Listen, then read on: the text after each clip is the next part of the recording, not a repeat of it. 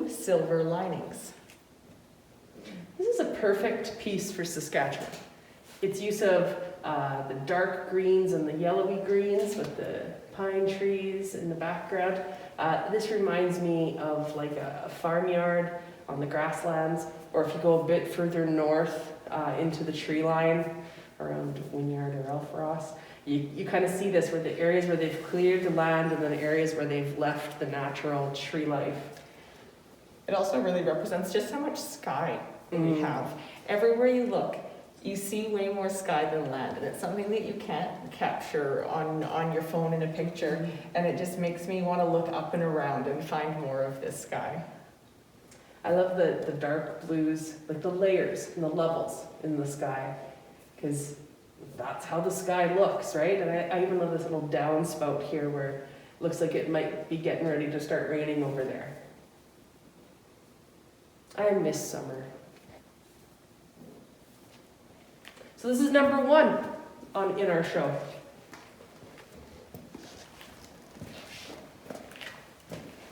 Next up, we have number 2, the young raven's treasure.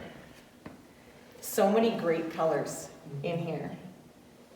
And a lot of gold shimmer that you don't really see from a distance. I even see some words in here. And he sent forth a raven. Mixed media, we have lots of different mediums involved. We have the chain added here in the bauble.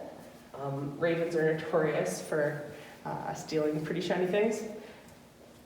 The paint application is really interesting too, and I mean, ravens are black, but she's managed to capture the like almost iridescent shimmer of a raven's feather.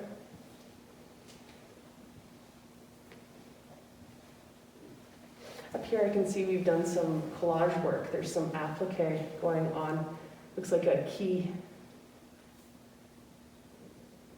The background is very arresting. Like it's very complicated, but muted colors kind of, but with a lot happening. It's very dynamic. Yeah, sometimes you see a lot of nature items, but then you also see kind of city scenes. You see windows on buildings. It's a really mixed environment that you often see ravens in.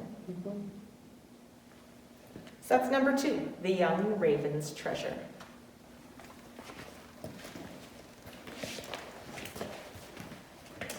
So what do you guys, I usually mention this at the beginning, but let's just jump into it.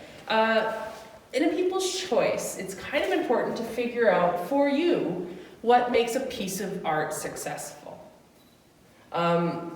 When I do the school tours, a lot of kids say things like lots of colors or you took your time. And those are all very important aspects to creating a successful piece of art. But in the end, we usually go with a piece of art is successful if it makes you feel something or if it makes you think something. Sometimes it makes you remember your childhood, a happy memory. Sometimes it makes you think about stuff that maybe isn't so pleasant. And those are both valid, and they are both incredibly important aspects to the world of art. Good art isn't always a pretty picture. Because life isn't always a pretty picture. Yeah. Sometimes art is a little scary. Sometimes art isn't painting you a pretty picture. Sometimes it's telling it as it is, and sometimes it is not good. But anyway, back to this piece. This is called Destroy, Control, Me, number 3. The one thing that I appreciate about standing here next to this is with the online voting, you don't really get to see the sizes of things. And it takes away a bit, not having that full impact. So to see this before me in full size just has so much impact and the emotion that you feel throughout it. Mm-hmm. It's obviously dealing with a complicated and difficult subject matter. Mental health is something I think we all need to be talking about now in this day and age where we're not getting those hugs we used to get. Life is a little difficult, and art is sometimes a really great avenue for expressing that. We can obviously see that she's wrestling with some demons, some things are happening.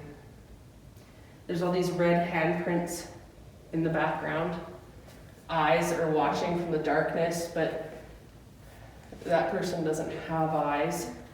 Notice how bold it is with so few colors. There are very few colors in this piece, and it creates that impact when you see that repetition of the red throughout it. It pulls your eyes to different places. The line work is beautiful in this also. The detail and the stark contrasts between the bright white and the gray lines that run from being rather heavy and solid to being quite light and brushed in. This piece really affects me. It really touches me.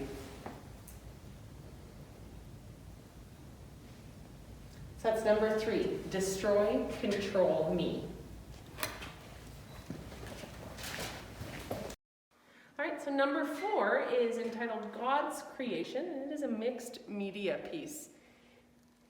And you can really see the different textures created by the different sized materials, creating a land line.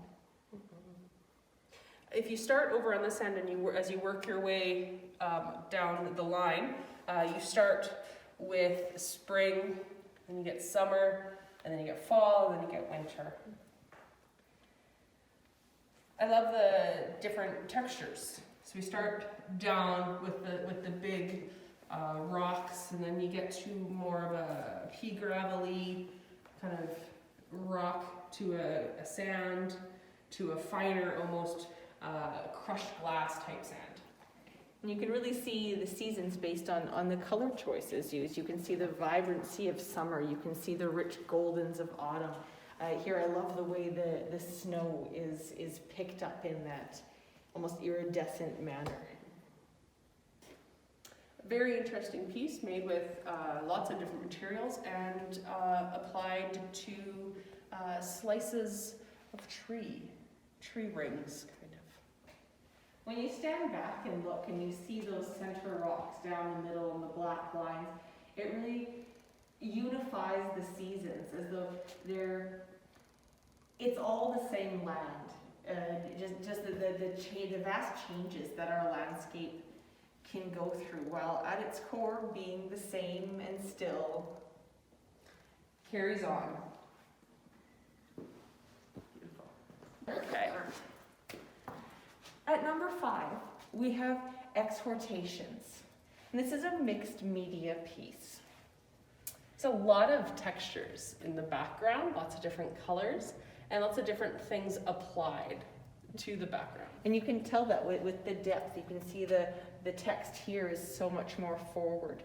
I just think of the patience that's required to build up those layers, the planning and foresight to know at that base level what you want to start with and grow it out to. This piece is kind of about, well, you can read. It's a quote from Romans 8:18, which is about that suffering is temporary and that things will be better in the future, to paraphrase. And if you look at this piece, you see that darkness, that heaviness, almost that chaotic unknowing of the background compared to that contrast of that concise gold lettering. So out of all that chaos and muddled build-up comes light. Number 5, exhortations. This next one is called Book of Moments, and it's why we are wearing gloves. There are signs all over the gallery that says, please do not touch the art. We're wearing gloves, so we're going to touch the art to show you this piece. This one is a Book of Moments, it's called. So we have a fiber art quilted front piece on it, and then we have a scrapbook of sorts. It says a single point in time. We have a lot of photographs inside here. Normally when you come in to see this, you can't flip through the book because you shouldn't touch it.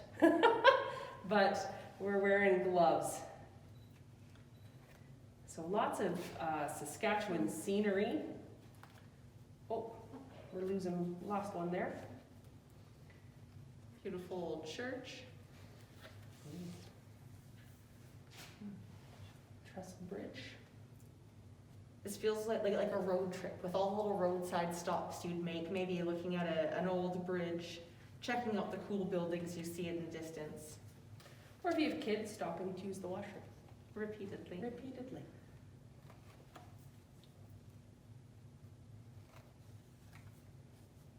So yeah, I miss raspberries. I was just thinking the same. By the end of summer, you get so sick of them, but then in the middle of winter, you wish you had those raspberries back.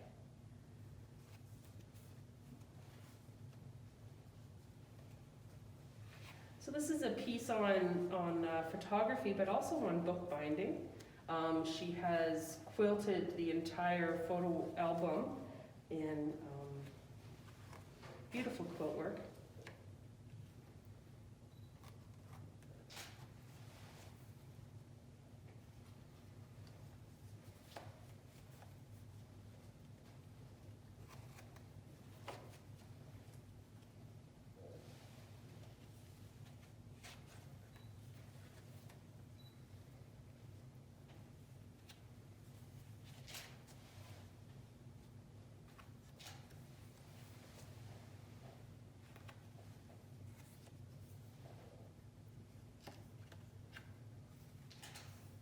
There we go. That's number 6, Book of Moments. The back is quilted also.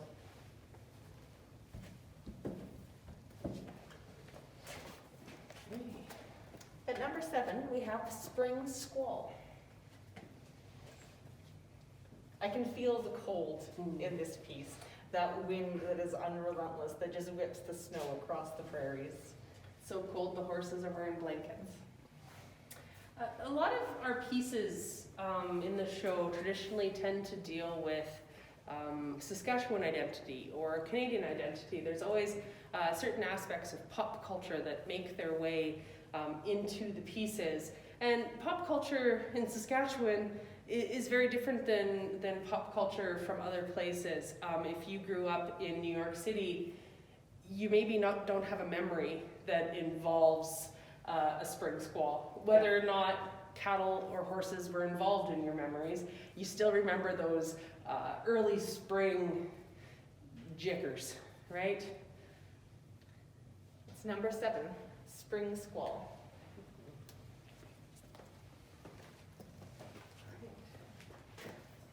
This one is called Dugo, Pawis at Luha, which is a Filipino title, I believe. Now this is another one that in the online voting I felt like it's completely different seeing it in person. The amount of the light reflection that is amidst all of this black, all this dark, the expression you can see on people's faces is amazing. Done in oil. And oil has a certain luminosity to it that is hard to reproduce in acrylics. They seem almost lit from within. They also remind me of some of the masters' works in portraiture. For example, the works of Rembrandt with the extreme lighting that Rembrandt favored so much, like the Night Watch, where the whole canvas is black and there's just things popping out of the shadows with these central figures. What is it in oil paints that make them pick up light more? Is it just the way that you can move it around? I think it's the oil. Okay. In the oil paints, which is usually like a linseed kind of oil. Yeah. I don't tend to work in oil when I worked in painting. I did portraits, but I never did them in oil. Oil requires so much patience because it takes forever for the paint to dry, whereas acrylic dries much quicker. So there are advantages. I'm not patient enough for oil work. I've always wanted to, but every time I would attempt, it would just end up brown because I couldn't leave it alone, so it would just be brown smudges. This is just amazing, the details in the faces that you see, they look almost like photographs. It's spectacular. I love how these two people are Filipino like with the hats and with the baskets and stuff and the weavings, but and for years Filipino wasn't a part of our cultural or popular culture, right? But every day it's becoming more so, and I so appreciate that about Weyburn, about our community, how what is popular culture is changing, and what it was 10 years ago is not what it is anymore. It's beautiful to witness. It's great to see that type of growth and evolution. It definitely is. All right. At number 9, we have Uncle John's Farm. And here you see several different views. Of a farmyard in winter. Several panels on a theme. I quite often get asked, can you submit more than one piece for the James Weir? And I always say, no, you can only submit one piece. However, that one piece may contain more than one canvas or more than one piece. Yeah. So a little confusion there, but this is another thing about Saskatchewan pop culture in many ways, right? Like the abandoned farmyards, the old houses that, you know, I love driving by them and wondering what their story is, who lived there, what did they do, where did they go, how did that happen, right? It always amazes me when painters can get so much detail in white. Now, you don't really think of white as being a real color that you can play with in a painting, but just the textures that you see in the snow, the plants that actually look like they're plants with a covering of snow on them. Really great techniques at recreating the feel of snow. This last piece is a kind of close-up. It's almost an abstraction of a broken window with the window frame, the antique kind of weathered wood contrasting against the sharp blue edges of a pane of glass. Makes me want to go in and explore old houses. Yes. Definitely.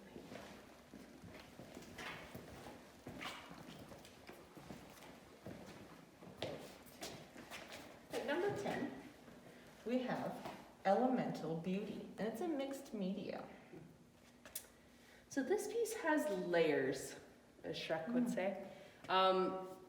The cat is painted on the glass of the frame, and the background is the background behind the glass painting. That's really neat because you can almost see a slight shadow of the cat, and it's because it's forward compared to the background, which really is further behind it. Great depth in that kitten's claw there, right? And the fur, the little swirl around the nose, makes me miss cats. The iridescent glimmer in the eye. Yeah, that shadowing and the reflection that you can see on the one eye there is really fantastic. I believe there's also some resin that's been poured over top of the glass painting, so that it won't be scratched off or wiped off. It gives it that higher sheen to it, almost pops it out. That's number 10, Elemental Beauty. All right. So here we have another one. This is number 11, Another Life, which is photo manipulation. This artist is a regular at the James Weir People's Choice. And they used to label their work as just photography, but that never really seemed right, because what this person does requires a lot of editing, photo editing, and layers upon layers upon layers of the actual photo. Which makes it really more like a painting than just a photograph, because it's more than just what can be captured by the eye as a photograph can do, but all those added creative balances throughout it to create that different feel, that emotion. The contrast with the cracks in there to the fresh live roses, such a... And the young figure with the cracks of age kind of running through them. And you almost can't see where the cracks and the roses kind of end, they kind of overlap and intertwine. It's another one of those pieces that it creates an emotion. You don't just look at it and see the image, but you feel it. Mm-hmm. It's number 11, Another Life. All right. So this one's number 12, and it's called The Rookie, and it's a piece of fiber art. It brings me joy. This is such a Canadian scene with everyone gathered around playing hockey. Mm-hmm. I love the simplicity of the animals. Yeah. Right? Like they're very basic shapes.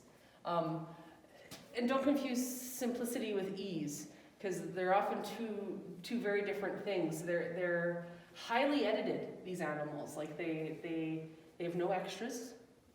They're solid, but the fabrics chosen are also beautiful. It's because the choice of fabrics, you see the blanket of white snow that's just so pure, but then you really feel the ice with those waves and the blues of the texture. Yeah. And even like solid blacks aren't really solid blacks. Like this is a gray. There is a little bit of a solid black there, but it has almost like a red undertone to it. Contrasting with the geometrics is just delightful. Just very visually appealing with all the colors and. It makes me smile, for sure. Notice, one other thing, notice that all the animals that are playing hockey are from cold climates, and the animals who are bundled up around the corner are from sunnier, warmer places, so they need toques. Yes, they can't handle it. So that's number 12, The Rookie. Well, this one's lost its tag. What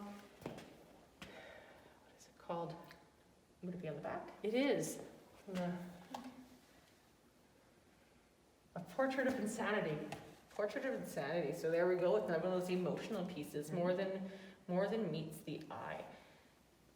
Sometimes sitting and looking at a piece for a while, reflecting on it, it can bring something out. Maybe you don't see it at first, but then it starts to pull out a feeling in you. I used to think that paint pouring was really easy. I used to think that you just put paint in a can or in a cup and you flipped it over and that was that. And a few years ago, I was lucky enough to go do paint pouring with one of our artists who no longer lives here. And she walked me through the whole steps, from the things you add to the paint to make these cells, to the way you tip it, to heat that you can apply to make the bubbles rise. So there are very noticeably different textures. Like here, it's much smaller bubbles where there's a streaky factor there. You can see that it's not just a pour once and everything magically creates itself. They add like a silicone, like a grease spray almost to it, like WD-40. To make things separate. To make them separate, to make the bubbles and the cells rise. That's what these little things are all called, cells. In paint pour lingo. It's one of those pieces that you could just get up close and stare at it for a while, like frost on a window. You know, you can kind of see so many different little images within. And I do love the stark black and white. Right? There's a clear break between the black and the white. There's not a lot of gray, and yeah, a portrait of insanity. Number 14 is The King. And this is spectacular because this isn't a painting, this is bead embroidery. So these are thousands of small beads that were all sewn on to a canvas to create this image. So each bead would be its own loop through the canvas. And just the colors, even in the black, you see different dimensions, and the fiery colors just bring such life to the piece. Yeah, this is one of those ones that on the online voting, you can't really see all the details in the piece. And even standing still, you can't see all the details in the piece. It almost requires moving back and forth to really see all the colors that shine out. The light catches the beads and they shimmer in different ways. So that's number 14, the king. At number 15, we have Masa Verde, an acrylic. So this one I don't think is in Saskatchewan. Much too warm looking to be here. The colors, the hills. This also has incredible areas of lightness and darkness, and the contrast between those is where the interest lies. And it's wonderful how even in the darkness you can see so much. It doesn't just fade away, but you can see how the buildings go back in and how the hill probably dips down back there. And seeing the buildings kind of half in ruins gives kind of a bit of that same old barn feel to it. Yeah. You just see it out in the distance and you think of what was once there, who roamed those floors. We have our old barns and old farmyards, and they have, I don't even, a Verde, a Masa. Yeah, there we go. We got So it's there. number 15, Masa Verde. So this piece has a funny story. It's called 16, or it's number 16, and it's titled Untitled.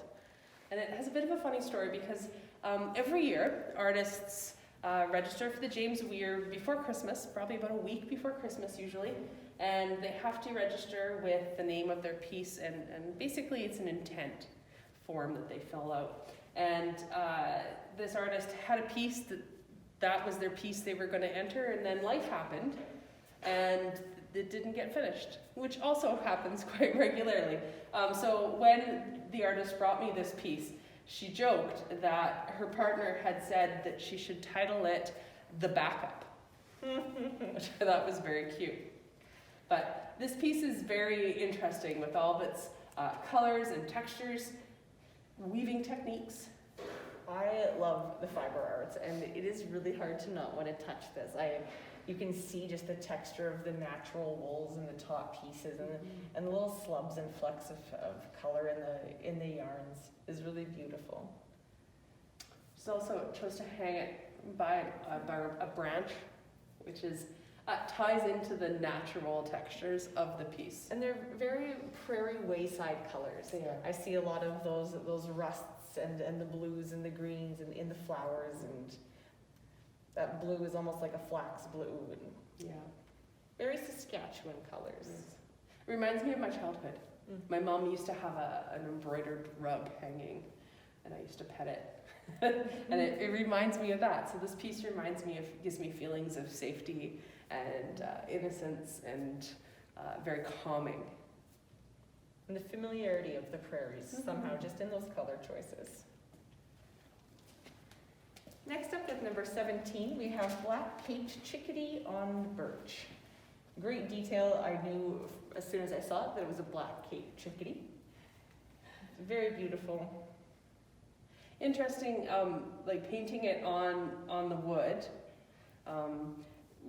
painting bark and a tree on wood provides a very interesting juxtaposition between subject and medium. It almost creates a feeling of trees behind. I want to go and I want to pull Pull the paper. off the birch tree. That's number 17, black caped chickadee on birch. Number 18 is appropriately titled Skates. And not just brand new off the shelf skates, but well loved, seen many winters, taken someone around the ice many times, worn in skates. I love the feeling of intimacy in these skates. It kind of feels like the wearer just stepped away. You know, that they just had a nice skate on an outdoor pond and are changing into their boots for the walk home. Another interesting kind of Canadian pop culture image, right? Saskatchewan pop culture. Because you can almost feel getting back into cold boots that have been sitting on the side. Yeah. Or the ache in your ankles after a long skating. Or when your dad tied your skates too tight. Like all of those things come to me when I look at this piece. So that's number 18, skates. This lovely little piece, number 19, plant lady, and it is hand embroidered. Embroidery fascinates me because it's so richly detailed and layers of stitching to achieve the effect.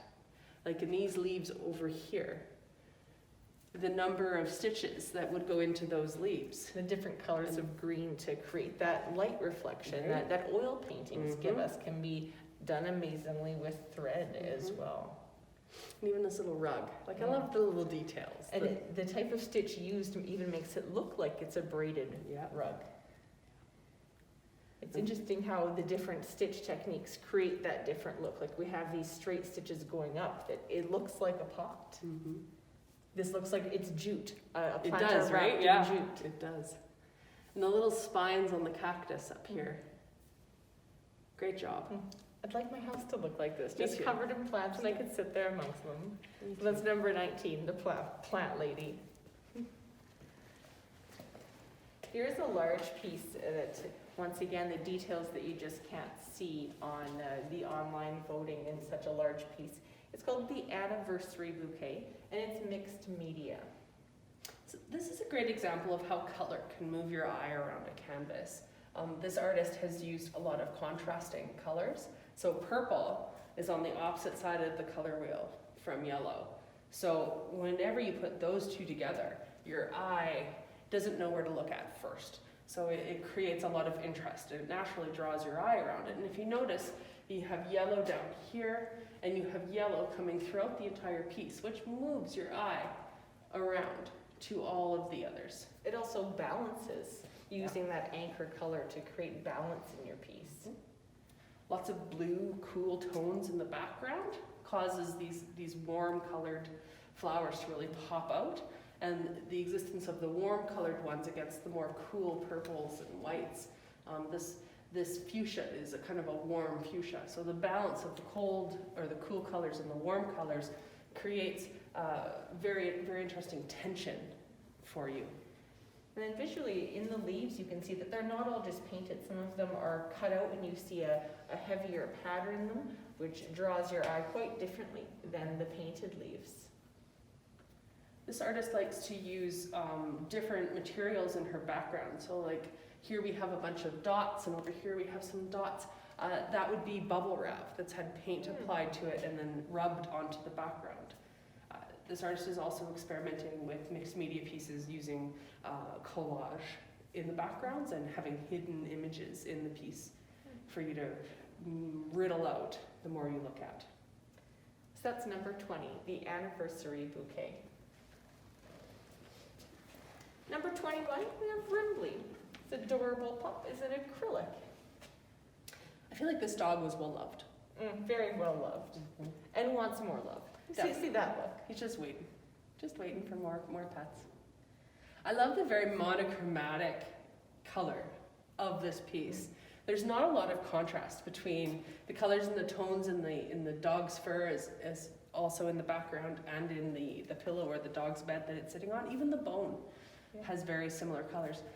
There is the red in the collar, and there's also some red down in this area too, and a highlight up here in the eye. I really feel like it's the brush strokes that differentiate the background from the dog, the way the look of the fur is created. So even using the exact same colors, just using the brush differently to move the paint in a different way creates a completely different look. And you can see that with the feathered look of the fur compared to the smoothness of the blanket.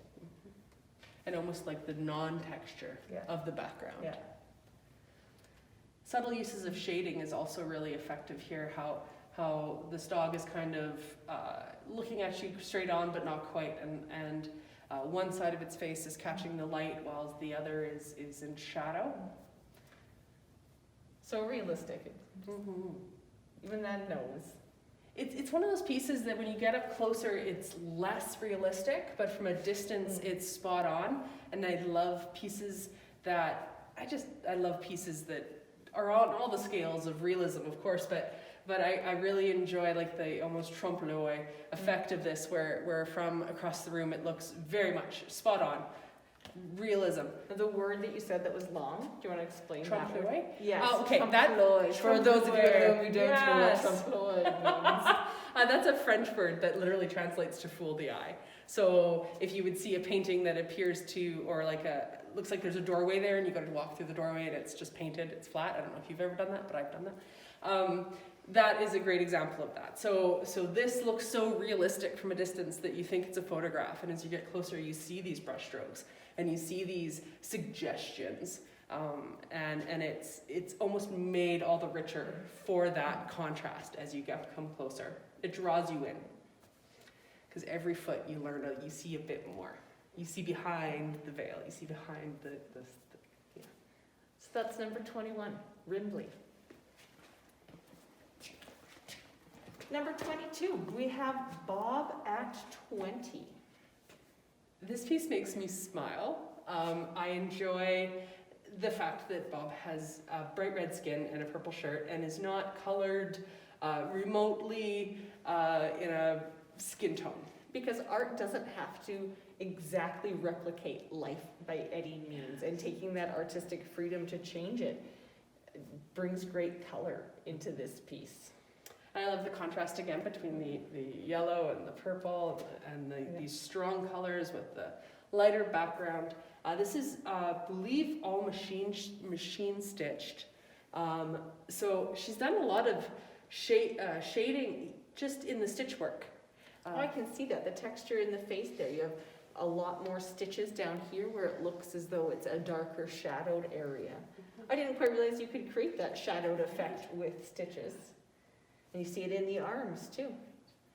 And here she's used different colors of thread. Like she hasn't just used the dark thread, she's used lighter thread, a purpley thread, even like a orangey thread. And you see it in the hair as well. The texture of the hair is all created by the thread work rather than just a printed fabric. It's really innovative Yes. in that way. It's almost like embroidery, like the plant lady we looked at earlier, right? Like how she was able to use stitches to create dimension is also in this piece. So that's number 22, Bob at 20. Okay. So number 23 is Wild Love. It is a mixed media piece. Painted on a skull.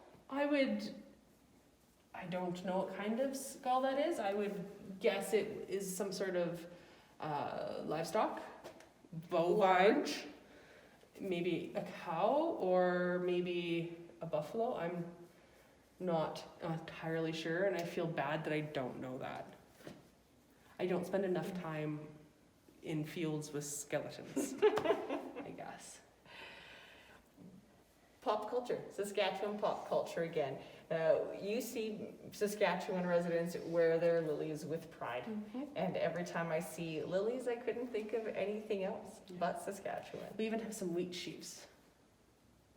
And you know, the skull itself is kind of Saskatchewan-y pop culture, right? It's not my area, but it definitely is. And great colors. And an interesting choice, you know, when you think, oh, I'm gonna enter a piece of art, what am I gonna do? I'm gonna paint some flowers. What am I gonna paint it on? I'm gonna paint it on a skull. They'll never see that coming. No, it's so creative, and it's those creative minds that just keep art amazing and fresh and interesting, because there really are no borders to art. You don't have to have a canvas and oil paints. You can create beauty in anything, and I like that piece represents that so much. So that's number 23, Wild Love. And our last piece of the evening is In a Skillen Summer Evening. Beautiful sunset and clouds and movement across the sky, done with stitching again. Contrasting colored stitching running across the piece. We've got a highway running, trees. And those colors of the sky are really something that you only see in summer. The patched up road, great textures. Back road driving late at night, right? You can almost imagine the deer coming out of the bushes. Once again, another pop culture Right? reference to Saskatchewan. Who hasn't gone on a highway drive and known what time to start looking for deer? It's this color time. of sky. It is, yeah, it's this time. Beautiful, beautiful work. So that's in a Skillen summer evening, number 24. All right, so if you would like to vote in this year's James Weir People's Choice, there are a number of ways you can do that. The number is 2. You can vote in gallery. You can come on down here. We have pencils over here. We also have my phone charger, but we have pencils over here, sterilized pencils.